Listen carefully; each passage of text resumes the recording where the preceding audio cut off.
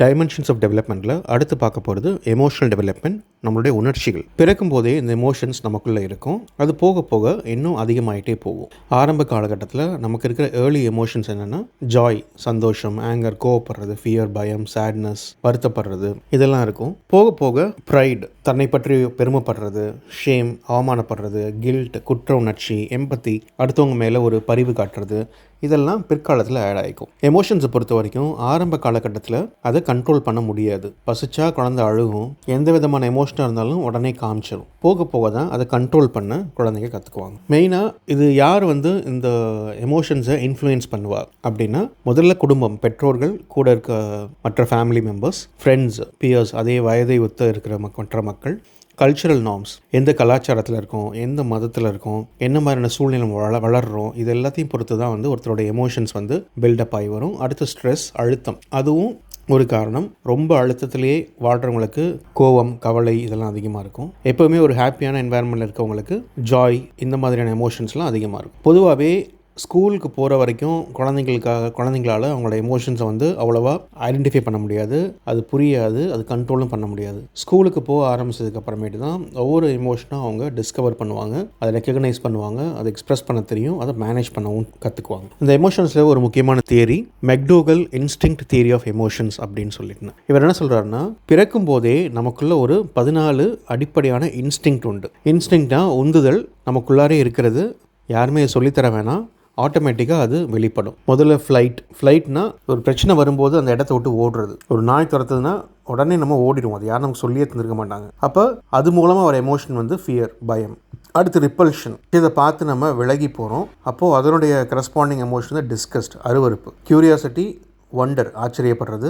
அடுத்தது pugnacity, fighting, இதோட emotion கோவம். செல்ஃப் அசர்ஷன், தன்னை பற்றி கான்ஃபிடென்ட்டாக இருக்கிறது, அதோட கரஸ்பாண்டிங் எமோஷன் எலேஷன்னா நம்மளை பற்றியே ஒரு பெருமையாக சந்தோஷமாக நினைக்கிறது. செல்ஃப் அசஸ்மெண்ட், நம்மளை பற்றியே ஒரு சுய பரிசோதனை செஞ்சுக்கிறது. இது சப்ஜெக்ஷன் அல்லது சப்மிஷன், அந்த எமோஷனோட தொடர்புடையது, அதாவது நம்மளை சரண்டர் பண்ணிக்கிறோம். அடுத்து பேரண்டல், அதுக்கு டெண்டர் எமோஷன்.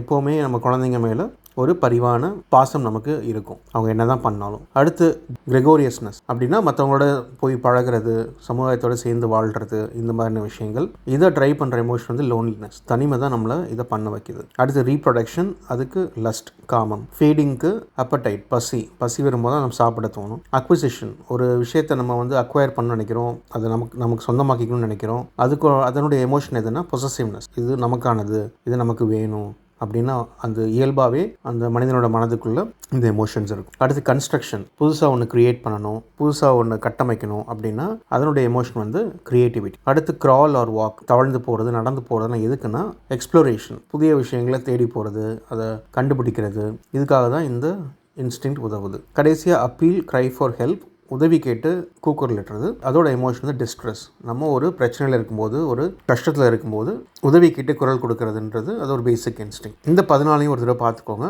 14 instinct, 14 emotion. அதே மாதிரி சில காம்ப்ளெக்ஸ் எமோஷன்ஸ் இருக்குது. ரைட்டில் பார்த்தாலே தெரியும். ஒன்று லவ், பேட்ரியாட்டிசம், தேசப்பற்று, இல்லை ரிலிஜன், மதப்பற்று, இதெல்லாமே இருக்குது. இதுவும் ஒரு வகையான எமோஷன்ஸ் தான். பட் அதை ஈஸியாக எக்ஸ்பிளைன் பண்ண முடியாது, ஜென்ரலைஸும் பண்ண முடியாது. ஒவ்வொருத்தரும் அதுக்கு வெவ்வேறு டெஃபினேஷன் கொடுப்பாங்க, ஒவ்வொருத்தருக்கும் இது மாறுபடும். அடுத்த டைமென்ஷன் சோஷியல் டெவலப்மெண்ட், சமூக வளர்ச்சி. இது நம்ம எப்படி மற்றவங்களோட பழகுறோம், பேசுகிறோம், அவங்களோட சேர்ந்து வாழ்கிறோம், அதுதான் சோஷியல் டெவலப்மெண்ட் அப்படின்றது. அப்போது மற்றவங்களோட சேர்ந்து வாழணும்னு நமக்கு என்னென்ன தேவை? கோஆப்ரேஷன், ஒத்துழைச்சி வாழணும், ஃப்ரெண்ட்ஷிப், அவங்களோட ஒரு தோழமையோடு இருக்கணும், ரூல்ஸ், விதிமுறைகளை மதிச்சிருக்கணும், வேல்யூஸ், மதிப்புகளுக்கு முக்கியத்துவம் கொடுக்கணும். இதெல்லாம் இருந்தால் தான் ஒரு சமுதாயத்தில் மற்றவங்களும் நம்மளோட சேர்ந்து இயல்பாக வாழ முடியும். இந்த சோஷியல் டெவலப்மெண்ட் ஒவ்வொரு ஸ்டேஜுக்கும் வெவ்வேறு மாதிரி மாறிக்கிட்டே வரும். முதல்ல இன்ஃபென்சி, குழவிப்பருவம், 0 to 2 வயசு வரைக்கும் எப்படி இருக்குன்னா, குழந்தைங்க அப்பா அம்மா கிட்ட தான் பயங்கர க்ளோஸாக இருப்பாங்க. அதை தாண்டி அவங்களுக்கு பெருசாக மற்றவங்களோட பழக்கம் இருக்காது. ஸோ இங்கே தான் அந்த ட்ரஸ்ட், செக்யூரிட்டி இதெல்லாம் அவங்களுக்கு உருவாகும். பேரண்ட்ஸ் எந்தளவுக்கு அவங்களுக்கு கேர் எடுத்து பார்க்குறாங்களோ அந்தளவுக்கு அந்த நம்பிக்கையும் பாதுகாப்பு உணர்வும் அவங்களுக்கு உருவாகும். அடுத்த ஸ்டேஜ் ஏர்லி சைல்ட்ஹுட், 2-7 வயசு வரைக்கும். இப்போ தான் அடுத்தவங்களோட விளையாட ஆரம்பிப்பாங்க. ஒரு டாய்ஸை ஷேர் பண்ணுறது, இல்லை சேர்ந்து விளையாடுறது, இதெல்லாம் இப்போ தான் ஆரம்பிக்கும். லேட்டர் சைல்ட்ஹுட்டில் 7 to 12 இயர்ஸ் குரூப் ஆக்டிவிட்டீஸ், ஸ்கூலில் சேர்ந்து ஒரு ப்ராஜெக்ட் பண்ணுறது, இல்லை சேர்ந்து கிரிக்கெட் விளையாடுறது, இல்லை ஃபுட்பால் விளையாடுறது, இது மாதிரி குரூப் ஆக்டிவிட்டீஸில் இன்வால்வ் ஆவாங்க. அங்கே தான் அவங்களுக்கு ரூல்ஸ் பற்றி தெரிஞ்சுக்குவாங்க, டிசிப்ளின் பற்றி தெரிஞ்சுக்குவாங்க, டீம் ஒர்க் பற்றி புரிஞ்சுக்குவாங்க. அடுத்து அடலசன்ஸில் தான் பியர் குரூப் இன்ஃப்ளூயன்ஸ் ஸ்ட்ராங். அப்போது அப்பா அம்மா சொல்கிறது காதில் கேட்காது, ஃப்ரெண்ட்ஸ் சொல்கிறது தான் கரெக்டுன்னு தோணும். அந்த பியர் குரூப் தான் அவங்கள வந்து பயங்கரமாக இன்ஃப்ளூயன்ஸ் பண்ணுவாங்க. அதே நேரம் அவங்களுக்கு ஒரு ஐடென்டிட்டி க்ரியேட் பண்ணிக்கிறதுக்காக தோணும், நான் யார், எனக்கு என்ன பிடிக்கும் என்ன பிடிக்காது, நம்ம எது பண்ணாலும் இண்டிபெண்ட்டாக பண்ணணும் அப்படின்ற எண்ணமெல்லாம் அந்த அடலசன்ட் ஸ்டேஜில் தான் வரும். இந்த சோஷியல் டெவலப்மெண்ட் கீழே ப்ளே அப்படின்ற ஒரு கான்செப்ட் இருக்குது. அதாவது எந்த மாதிரி விளையாட்டுகளை குழந்தைங்க விளையாடுவாங்க, அது எப்போ விளையாடுவாங்க அப்படின்னு சொல்லி இதுலேருந்து கேள்விகள் கேட்பாங்க. ஒரு குழந்தை ஆரம்ப காலகட்டத்தில் அது தனியாக தான் விளையாடும். அதுக்கு பேர் நான் சோஷியல் ப்ளே, சமூகம் அல்லாத விளையாட்டு. ஸோ ஒரு 3 மாதம் வரைக்கும் அதோட பேர் அன்ஆக்கியபைட் ப்ளே. குழந்தை வந்து அது பாட்டுக்கு படுத்திருக்கும், கையை காலை ஆட்டும், உடம்பை மூவ் பண்ணும், அவ்வளோதான் பண்ணும். அது தன்னை மூவ் பண்ணுறதே அதுக்கு ஒரு விளையாட்டு மாதிரி தான். ஸோ அதுக்கு பேர் வந்து அன்ஆக்கியபைட் ப்ளே, செயலற்ற விளையாட்டு. அடுத்து 2 வயசு வரைக்கும் சாலிட்டரி ப்ளே, தனிப்பட்ட விளையாட்டு. அதுவே தனியாக உட்காந்து ஒரு டாயை வச்சு விளையாடும். மற்றவங்களோடலாம் மிங்கிள் ஆகி விளையாடணும்லாம் தோணாது. தனியாக ஆராய்ச்சி பண்ணிவிட்டு தனியாக விளையாண்டுட்டு இருக்கும். அதுக்கப்புறம் 2 வயசுக்கு மேலே தான் ஸ்பெக்டேட்டர் அல்லது ஆன்லுக்கர் பிஹேவியர், கவனிப்பாளர் விளையாட்டு. மற்றவங்க விளையாடுறத பார்க்கும், அக்காவோ இல்லை பெரியவங்க யாராவது ஃப்ரெண்ட்ஸோ விளையாடும்போது அதை வெட்டிருந்து வேடிக்கை பார்க்கும். அதுதான் இந்த 3வது ஸ்டேஜ். ஸோ இது 3மே தனியாக இந்த குழந்தை விளையாடுறது தான். அதனால் இதுக்கு பேர் நான் சோஷியல் ப்ளே. அடுத்து சோஷியல் ப்ளே, சமூக விளையாட்டு. 2 வயசுக்கு மேலே முதல்ல பேரலல் ப்ளே, அதாவது 2 குழந்தைங்க சேர்ந்து விளையாடும். ஆனால் இது பாட்டுக்கு தனியாக உட்காந்து அதோட டாய்ஸ் வச்சு விளையாண்டுட்டு இருக்கும். இன்னொரு குழந்தை அது பாட்டுக்கு தனியாக விளையாண்டுட்டு இருக்கும். ஆனால் 2 பேரும் சேர்ந்து உட்காந்துருப்பாங்க. அடுத்து 3 to 4 வயசில் அசோசியேட் ப்ளே, இயைபுடைய விளையாட்டு. 2 பேரும் பேசி விளையாடுவாங்க. ஒரு வீடு கட்டுறது இல்லை பிளாக்ஸ் அரேஞ்ச் பண்ணுறது அப்படின்னா 2 பேருமே சேர்ந்து, இவங்க ஒரு டைல் வைப்பாங்க, அவங்க ஒரு டைல் வைப்பாங்க, சேர்ந்து அதை கன்ஸ்ட்ரக்ட் பண்ணுறது இல்லை சேர்ந்து விளையாடுறது. அடுத்து 4 வயசுக்கு மேலே தான் கோஆப்ரேட்டிவ் ப்ளே, கூட்டுறவு விளையாட்டு. இது ப்ராப்பராக ஒரு டீமாவோ இல்லை ஒரு சேர்ந்தோ ஒரு ரூல்ஸ் வச்சு விளையாடுறது. ஒரு செஸ் கேமாக இருக்கலாம், இல்லை கிரிக்கெட்டாக இருக்கலாம், ஃபுட்பாலாக இருக்கலாம். அந்த விளையாடுற எல்லாருமே இன்வால்வ் ஆகி பயங்கர ஆக்டிவாக ஒருத்தருக்கு ஒருத்தர் ஒத்துழைப்பு கொடுத்து விளையாடுறது தான் இந்த கோஆப்ரேட்டிவ் ப்ளே அப்படின்றது. இதுலேருந்து கேள்விகள் கேட்கறது நிறைய வாய்ப்பு உண்டு. அதே மாதிரி ப்ளேயை வந்து வேறு மாதிரியும் ஃபைன் பண்ணலாம். 2 வயசு வரைக்கும் ஃபங்க்ஷனல் ப்ளே, செயல்பாட்டு விளையாட்டு, அதாவது பால் வச்சு விளையாடுறது, பொருள் வச்சு விளையாடுறது, அது மாதிரி. அடுத்து 3 to 6 வயசு வந்து கன்ஸ்ட்ரக்டிவ் ப்ளே, இந்த பில்டிங் பிளாக்ஸ் கட்டுறது, வீடு கட்டுறது, இதெல்லாம் எதையாவது ஒன்று உருவாக்குறது, கட்டமைத்தல் விளையாட்டு. அதுக்கப்புறம் 2 to 7 இயர்ஸ் வந்து பிரிட்டன்ட் அல்லது ட்ராமாட்டிக் ப்ளே அல்லது மேக் பிலீவ் ப்ளே, அதாவது வேறு யார் மாதிரி கற்பனை பண்ணிக்கிட்டு விளையாடுறது. நான் டாக்டர்னு சொல்லிட்டு ட்ரீட்மெண்ட் கொடுக்குறது, இல்லை நான் செஃப்னு சொல்லிட்டு சமைக்கிறது, இல்லை நான் பைரட் அப்படின்னு சொல்லிட்டு அது மாதிரி ட்ரெஸ் பண்ணிக்கிறது. சரி, நம்ம மாறுவேட போட்டியெல்லாம் இருக்குல்ல, அது எல்லாமே இதுக்கு கீழே தான் வரும். 7 வயசுக்கு மேலே தான் இந்த ரூல்ஸ் வச்ச கேம்ஸ் வந்து அவங்க விளையாட ஆரம்பிப்பாங்க. செஸ்ஸாக இருக்கட்டும், கிரிக்கெட்டாக இருக்கட்டும், ஃபுட்பாலாக இருக்கட்டும், இது எல்லாமே. ஃபிசிக்கல் ப்ளே அப்படின்றது எல்லா வயதுலையுமே இந்த ஃபிசிக்கல் ப்ளே இருக்கும். சறுக்கு விளையாடுறது, ஓடி விளையாடுறது, குதிக்கிறது, ஸ்கிப்பிங் பண்ணுறது, இந்த மாதிரி விஷயங்கள்லாம். ஸோ இந்த டைப்ஸ் ஆஃப் பிளேஸையும் ஒரு தடவை பார்த்துக்கோங்க. இதுலேருந்து கேள்விகள் கேட்கலாம். அடுத்து பிரான்ஃபென்பிரென்னர் அப்படின்றவர் ஒரு தியரி கொடுத்தாரு இந்த சோஷியல் டெவலப்மெண்ட் பற்றி. அதுக்கு பேர் ஈக்கலாஜிக்கல் சிஸ்டம்ஸ் தியரி, சூழலியல் அமைப்பு கோட்பாடு. ஒரு குழந்தையோட டெவலப்மெண்ட் வந்து அதை சுற்றி இருக்கிற என்வாயர்மெண்ட்டால தான் முடிவாகுது அப்படின்னு சொன்னவர். அதில் முக்கியமான ஆட்கள் யாருன்னா ஃபேமிலி, பியர்ஸ், அந்த குழந்தையோட வயதை ஒத்த மற்ற நண்பர்கள், மற்ற நபர்கள், கம்யூனிட்டி, இந்த சொசைட்டியாக இருக்கட்டும், கம்யூனிட்டியாக இருக்கட்டும், இவங்க எல்லாம் சேர்ந்து தான் ஒரு குழந்தையை ஷேப் பண்ணுறாங்க, குறிப்பாக எஜுகேஷனில். அப்போது இவங்களுக்குள்ள நல்ல கோஆப்ரேஷன் வேணும், பேரண்ட்ஸ்க்கும் டீச்சர்ஸ்க்கும் சரி, கம்யூனிட்டி பற்றி இந்த குழந்தைங்களுக்கு தெரியணும், இதெல்லாம் ரொம்ப முக்கியம் அப்படின்னு சொன்னவர். இவரோட தியரி படி மொத்தம் 5 சிஸ்டம் இருக்குது ஒரு குழந்தையை சுற்றி. இப்போ நடுவில் பார்த்தீங்கன்னா தெரியும், டெவலப்பிங் சைல்டு, அந்த உருவாயிட்டு வர அந்த குழந்தை. அதை சுற்றி இருக்கிற முதல் சிஸ்டம் மைக்ரோ சிஸ்டம் அப்படின்னு பேர். அதில் யார் இருப்பான்னா அப்பா அம்மா, ஃபேமிலி, அடுத்து பியர்ஸ், கூட இருக்கிற ஃப்ரெண்ட்ஸு, அடுத்து நெய்பர்ஹுட், பக்கத்தில் இருக்கிற ஏரியா மக்கள், அடுத்து ஸ்கூல், டீச்சர்ஸாக இருக்கட்டும், இல்லை மற்ற ஃப்ரெண்ட்ஸாக இருக்கட்டும், இவங்கெல்லாம் ஸ்கூலில் இருக்கிற மற்றவர்கள்லாம். இதுதான் அந்த குழந்தையை சுற்றி இருக்கிற முதல் சிஸ்டம், மைக்ரோ சிஸ்டம். அதுக்கு அடுத்து இருக்கிறது மீசோ சிஸ்டம்னு பேர். இது எப்படின்னா, இந்த சிஸ்டத்துக்கு மைக்ரோ சிஸ்டத்தில் இருக்கிறவங்க இன்ட்ராக்ட் பண்ணிக்குவாங்கல்ல. உதாரணத்துக்கு பேரண்ட்ஸும் டீச்சர்ஸும் மீட் பண்ணிக்குவாங்க, இல்லை பேரண்ட்ஸும் அந்த பியர்ஸும் மீட் பண்ணிக்குவாங்க, இல்லை பக்கத்தில் இருக்க நெய்பர்ஹுட்டும் ஸ்கூலும் சேர்ந்து ஏதாவது பண்ணுவாங்க. ஸோ இந்த மாதிரி மைக்ரோ சிஸ்டமுக்குள்ளே இருக்கிற இந்த 4 பேரும் இன்ட்ராக்ட் பண்ணுறது பேர் தான் மீசோ சிஸ்டம் அப்படின்றது. அதுக்கு அடுத்து இருக்கிற சிஸ்டம் தான் வந்து எக்ஸோ சிஸ்டம். இது கொஞ்சம் வெளியே, அந்த பேரண்ட்ஸோட ஒர்க் பிளேஸ், அவங்க ஒர்க் பண்ணுற இடம், லோக்கல் கவர்மெண்ட் சர்வீஸு, அந்த பாலிசி, டிவி, மொபைல் ஃபோனு, இதெல்லாம் தான் இந்த எக்ஸோ சிஸ்டம் கீழே வரும். இதுக்கு அடுத்து இருக்கிறது மேக்ரோ சிஸ்டம். அது நம்மளுடைய நம்பிக்கைகள், உதாரணத்துக்கு அந்த குழந்தை எந்த மதத்தில் இருக்குது, இல்லை என்ன மாதிரி கல்ச்சரில் இருக்குது, இல்லை எந்த மாதிரியான சட்டங்கள் அந்த நாட்டில் இருக்குது, எந்த மாதிரியான ஐடியாலஜிஸ், அது வந்து கம்யூனிசம் நாடா இல்லை டெமோக்ராட்டிக் நாடா, இதை பொறுத்து அந்த குழந்தையோட டெவலப்மெண்ட் வேறுபடும் அப்படின்னு சொல்கிறாங்க. கடைசியாக இருக்கிறது குரோனோ சிஸ்டம். குரோனோ சிஸ்டம்ன்றது அந்த ஹிஸ்டாரிக்கலாக நடைபெறுகிற ஈவெண்ட்ஸ். இப்போ அந்த குழந்தையோட வாழ்க்கையில் ஒரு ஹிஸ்டாரிக்கல் ஈவெண்ட் நடைபெறுது அப்படின்னா அதுவும் அந்த குழந்தையோட டெவலப்மெண்ட்டை பாதிக்கும். உதாரணத்துக்கு நம்ம பார்த்தது கோவிட், அது ஒரு ஹிஸ்டாரிக்கல் ஈவெண்ட் தான். இதுக்கு முன்னாடி நடந்ததில்லை, இதுக்கப்புறம் எப்போ நடக்கும்னு தெரியல. அது நிறைய மாற்றத்தை நமக்கு கொண்டு வந்துச்சு, எல்லாரையும் ஆன்லைனுக்கு புஷ் பண்ணிச்சு. ஸோ இந்த மாதிரியான விஷயங்கள் இந்த டைம்லைன் படி நடக்கிற ஹிஸ்டாரிக்கல் ஈவெண்ட்ஸ், அதுதான் க்ரோனோ சிஸ்டம்ன்றது. இது எல்லாம் சேர்ந்து தான் ஒரு குழந்தையோட டெவலப்மெண்ட்டை தீர்மானிக்கும் அப்படின்னு சொன்னார் ப்ரான்ஃபென்ப்ரெண்டர். அடுத்து வைகாட்ஸ்கி ஒரு தியரி கொடுத்தாரு, சோஷியல் இன்ட்ராக்ஷன் தியரி அப்படின்னு சொல்லிட்டு. இவர் நம்ம எல்லாருடைய வாழ்க்கையிலும் MKO அப்படின்னு ஒருத்தர் இருப்பார் அப்படின்னு சொல்கிறாரு, மோர் நாலேஜபிள் அதர். அது நம்ம டீச்சராக இருக்கலாம், இல்லை பேரண்ட்டாக இருக்கலாம், இல்லை கூட ஃப்ரெண்டாக இருக்கலாம், இல்லை மொபைல் ஃபோனாக இருக்கலாம், டெக்னாலஜியாக இருக்கலாம். இவங்கள்ட்ட தான் எல்லா விஷயத்தையும் கற்றுக்குறாங்க அப்படின்னு சொல்கிறாரு. இவர் சொல்கிற இன்னொரு concept zone of proximal development, அருகாமை வளர்ச்சி மண்டலம். ஒரு குழந்தைக்கு அதுவாக கற்றுக்கணும்னு விட்டுட்டோம்னா அந்த குழந்தை கற்றுக்கும் எல்லா விஷயத்தையுமே, ஆனால் ஓரளவுக்கு தான் கற்றுக்கும். கூட ஒருத்தர் அசஸ் பண்ணும்போது அது இன்னும் அதிகமாக அச்சீவ் பண்ணலாம் அப்படின்றது தான் இந்த ஜோன் ஆஃப் ப்ராக்சிமல் டெவலப்மெண்ட் அப்படின்ற கான்செப்ட். மேலே பார்த்தீங்கன்னா ஸ்கஃபோல்டிங் ப்ராசஸ்னு ஒன்று இருக்குது. ஸ்கஃபோல்டிங் அப்படின்னா சாரம் கட்டுறதுன்னு அர்த்தம். ஒரு பில்டிங் கன்ஸ்ட்ரக்ட் பண்ணும்போது சைடில் அந்த கட்டை வச்சு சாரம் கட்டுவாங்கள்ல, கட்டி அது மேலே ஏறி தான் சிமெண்ட் பூசுறது இல்லை பெயிண்ட் அடிக்கிறது எல்லாம் பண்ணுவாங்க. ஆனால் பில்டிங் கட்டி முடிச்சோன்னா அதெல்லாம் ரிமூவ் பண்ணிடுவாங்க. அதுக்கு பேர் தான் ஸ்கஃபோல்டிங் அப்படின்றது. ஒரு குழந்தைக்கு நம்ம ஒரு விஷயத்தை சொல்லிக் கொடுக்கும்போது, உதாரணத்துக்கு சைக்கிளிங் சொல்லித்தரோம் அப்படின்னா, முதல்ல அந்த குழந்தைய நம்ம பிடிச்சிக்குவோம், சைக்கிளையும் பிடிச்சிக்குவோம்.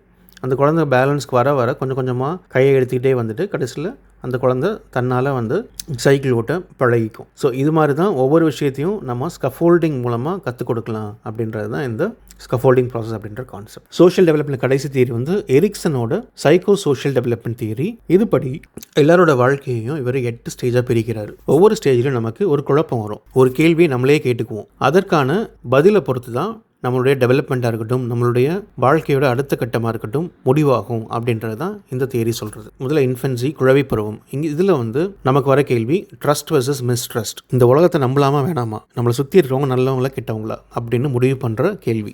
குழந்தை அழும்போது அதை யாராவது தூக்கி ஆறுதல் படுத்துகிறாங்க, அதுக்கு பசிக்கும் போதெல்லாம் சாப்பாடு கொடுத்துட்றாங்க, அதுக்கு தூக்கம் வந்துச்சுன்னா தூங்க வைக்கிறாங்க.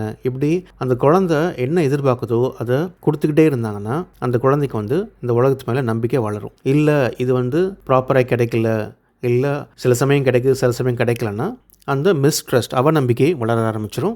ஸோ இந்த குழந்தை வளர்ந்து வரும்போது மற்றவங்க மேலே நம்பிக்கையே இல்லாமல் இருக்கும். அப்போது இந்த ஸ்டேஜில் ட்ரஸ்ட்டு வந்துச்சுன்னா அது ஹோப்பையும் கொடுக்கும், இந்த உலகத்தில் நம்ம சமாளிச்சிடலாம் அப்படின்ற ஹோப்பையும் கொடுக்கும். அடுத்து டாட்லர்ஹுட், குழந்தை பருவம். இதில் autonomy versus shame R doubt. இந்த டைமில் தான் குழந்தை ட்ரை பண்ணும். ஓகே, நம்மளால் ஓட முடியுமா, நம்மளால் ஓடி போய் ஒரு பொருள் எடுக்க முடியுமா, இல்லை ஒரு ஹைட்லேருந்து குதிக்க முடியுமா, இல்லை ஒரு பாரில் தொங்க முடியுமா அப்படின்னு அது டெஸ்ட் பண்ணிக்கிட்டே இருக்கும். என்னால் இது முடியுமா முடியாதான்னு சொல்லிட்டு. அந்த நேரத்தில் அந்த குழந்தைய நம்ம ஓடாமல் தடுத்தோம், இல்லை கீழே விழுந்துருவோன்னு சொல்லி பயமுறுத்தணும் அப்படின்னா அந்த குழந்தைக்கு ஆட்டோமேட்டிக்காக ஒரு டவுட் வந்துடும். ஓகே, நம்மளால் இதெல்லாம் பண்ண முடியாது போல், மற்ற குழந்தையெல்லாம் பண்ணுறாங்க, நம்ம அப்பா அம்மா விட மாட்டேங்கிறாங்க அப்படின்னு சொல்லிட்டு அதுக்கே அதை பற்றின ஒரு அவமானமும் டவுட்டும் வர ஆரம்பிச்சிடும்.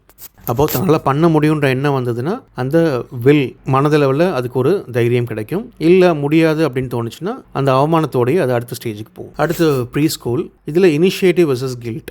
இது முழுக்கவே மற்றவங்களோட பழகிறது, பேசுகிறது, மற்றவங்க இன்ட்ராக்ட் பண்ணுறது, இந்த மாதிரியான விஷயங்கள் இதெல்லாம் ப்ராப்பராக நடந்துச்சுன்னா ஓகே, அதுக்கு ஒரு பர்பஸ்ஃபுல்லான லைஃபாக இருக்கும். அது இல்லை இதெல்லாம் பண்ண முடியல அப்படின்னா அதுக்கே ஒரு கில்ட் வந்துடும். ஓகே, நம்மக்கிட்ட யாரும் பேச மாட்டேங்கிறாங்க, நம்மளாலையும் யார்கிட்டையும் பேச முடியல அப்படின்ற அந்த கில்ட் வந்துடும். அடுத்து எலிமெண்ட்ரி லெவல், 6-12 வயசு. இதில் இண்டஸ்ட்ரி வெர்சஸ் இன்ஃபீரியாரிட்டி. இண்டஸ்ட்ரினா ஒரு பர்டிகுலர் விஷயத்தில் நல்ல ஸ்கில்ஃபுல்லாக இருக்கிறது, உதாரணத்துக்கு ஃபர்ஸ்ட் ரேங்க் வாங்குறது, இல்லை ஸ்கூல் டீம் கேப்டனாக இருக்கிறது, அது ஃபுட்பாலாக இருக்கலாம், கிரிக்கெட்டாக இருக்கலாம். ஸோ இது மாதிரி அவங்களுடைய காம்பிடன்ஸ் வளரும்போது அவங்களுக்கு ஒரு கான்ஃபிடென்ஸ் வரும். ஓகே, மற்றவங்களோட நம்ம பெட்டராக பெர்ஃபார்ம் பண்ணுறோம், நம்மளால் இந்த விஷயங்கள்லாம் பண்ண முடியுது அப்படின்னு சொல்லிட்டு. இதெல்லாம் ட்ரை பண்ணி எதுவுமே முடியல அப்படின்னா அந்த இன்ஃபீரியாரிட்டி வந்துடும் அவங்களுக்கு, தாழ்வு மனப்பான்மை. ஓகே, நம்மளால் எதுவுமே பண்ண முடியலை, நம்ம வாழ்க்கையில் எது பண்ணுறதுமே லாயக்கில்லை அப்படின்ற எண்ணம் அப்போவே ஃபார்ம் ஆயிடும் அவங்களுக்கு. அடுத்து அடலசன்ட் ஸ்டேஜ். இதில் அவங்க மெயினாக யோசிக்கிறது ஐடென்டிட்டி. நான் யார், எனக்கு என்ன பிடிக்கும் என்ன பிடிக்காது, நான் எந்த கட்சியை ஃபாலோ பண்ணணும், எந்த நடிகரை ஃபாலோ பண்ணணும், எந்த மதத்தை ஃபாலோ பண்ணணும், இது எல்லாமே அவங்க ஒவ்வொன்றா யோசிச்சு முடிவு பண்ணிட்டே வருவாங்க. நான் நல்லவனா கெட்டவனா, நான் ஃப்ரெண்ட்லியா இல்லை அன்ஃப்ரெண்ட்லியா, இந்த மாதிரி முழுக்க அவங்கள பற்றின ஆராய்ச்சி, அவங்கள பற்றி புரிஞ்சுக்க தான் முயற்சி பண்ணுவாங்க. இந்த அடலசன்ட் ஸ்டேஜ் 18 வயசில் ஓரளவுக்கு யாருன்னு புரிஞ்சிருச்சுன்னா அவங்கள பற்றின ஒரு நம்பிக்கை, செல்ஃப் கான்ஃபிடென்ஸ் உருவாகும். இல்லை யாருன்னே குழப்பத்திலே இருந்தாங்கன்னா அந்த குழப்பம் அடுத்த ஸ்டேஜ்லையும் கண்டினியூ ஆகும். அடுத்து யங் அடல்ட்ஹுட் 18 to 40. இந்த ஸ்டேஜில் கேள்வி வந்து இன்டிமசி வர்சஸ் ஐசோலேஷன். நம்மளால் அடுத்தவங்களோட இணைஞ்சு வாழ முடியுதா, நமக்குன்னு ஒரு பார்ட்னர் தேர்ந்தெடுக்க முடியுதா, நம்முடைய லவ்வை அவங்களுக்கு காமிக்க முடியுதா, அவங்களோட லவ்வை நம்மளால் பெற முடியுதா, இந்த மாதிரியான விஷயங்கள்லாம்.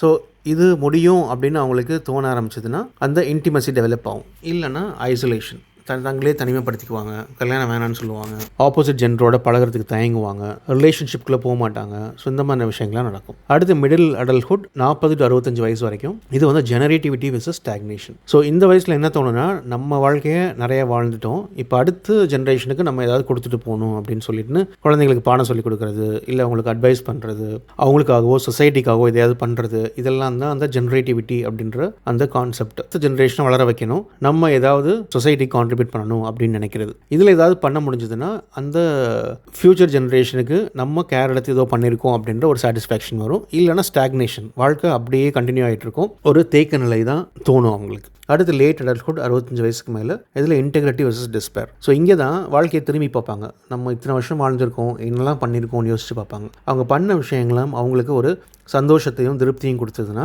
அவங்க அந்த லைஃப்பை வந்து ஹாப்பியாக அக்செப்ட் பண்ணிக்கிட்டு அடுத்து அவங்களோட இறுதி காலத்தை நோக்கி நகர்ந்து போவாங்க. இல்லை நம்ம வாழ்க்கையில் எதுவுமே பண்ணலை, ஒன்றும் சம்பாதிக்கலை, யாருக்கும் எதுவும் உதவி பண்ணலை, நம்ம வாழ்க்கையே ஒரு வேஸ்ட்டு அப்படின்னு தோணுச்சுன்னா அது அவங்கள ஒரு குற்ற உணர்ச்சிக்கும் ஒரு வருத்தத்துக்கும் அவங்கள தள்ளிடும். ஸோ அந்த வருத்தத்தோடைய தான் அவங்க மீதி காலத்தை கழிக்கிற மாதிரி இருக்கும். இதுதான் இவருடைய தியரி. இவ்வளோதாங்க emotional development and social development. இப்போது டெலிகிராம் சேனல் போயிட்டு இந்த டாப்பிக்கான டெஸ்ட்டை எடுத்து உங்களுக்கு எவ்வளோ புரிஞ்சிருக்குன்னு நீங்களே செக் பண்ணிக்கலாம். டெலிகிராம் சேனலோட லிங்க்கு டிஸ்கிரிப்ஷனில் இருக்குது. இந்த வீடியோஸ் உங்களுக்கு யூஸ்ஃபுல்லாக இருந்ததுன்னா சப்ஸ்கிரைப் பண்ணுங்கள், லைக் பண்ணுங்கள், உங்கள் ஃப்ரெண்ட்ஸ்க்கும் ஷேர் பண்ணுங்கள். உங்களுக்கு எதுவும் ஃபீட்பேக் இருந்ததுன்னா கமெண்ட்ஸில் சொல்லுங்கள். Happy learning and all the best.